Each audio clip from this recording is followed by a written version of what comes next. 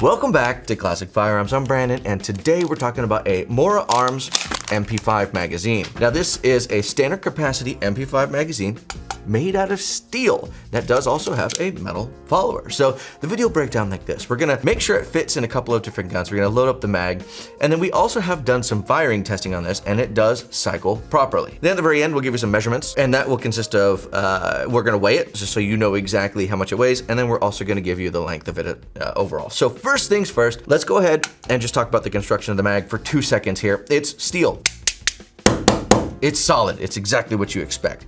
So now let's grab the AP5 SD from Century Arms and get it in there. I did notice with this one, with the AP5 specifically, you do have to kind of rock it into place. So you push it in and then push it in a little bit farther. The great thing about these mags is they are right around that $30 mark, sometimes around 40, but they're way less expensive. And that's the whole selling point behind these guys. They're not gonna be as expensive as your standard MP5 mags. So this one just locks into place in your Mac 9 without any issue at all. And it just goes right in, and it does lock into place. Finally, we have your PTR, and it does actually locks in really solidly in the PTR. And those are just some MP5s that I do have handy. This will work in anything that takes an MP5 mag, and those are just 3 different brands to show you it does work.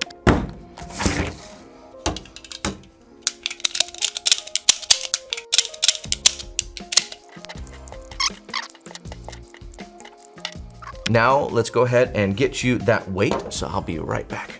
You thought I was gonna leave you without showing you the fit in a standard HK MP5. It does, just exactly as you would expect. And the only one you kind of had to rock and lock a little bit was the AP5 from Century Arms. So now, how much does it weigh? 0.38 pounds, that's pretty close to what I would expect. And then, final thing we're gonna do here, we are talking almost exactly 8 inches from tip to butt here.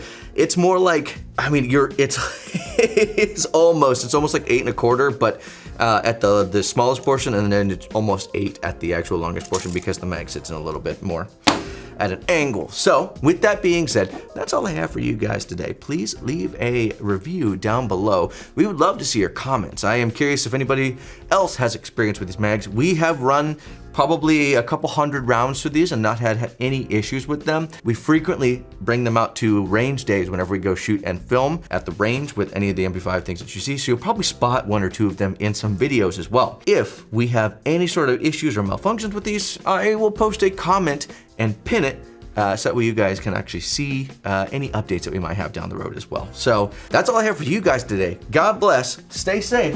It is time to end. Now I wanna go shoot.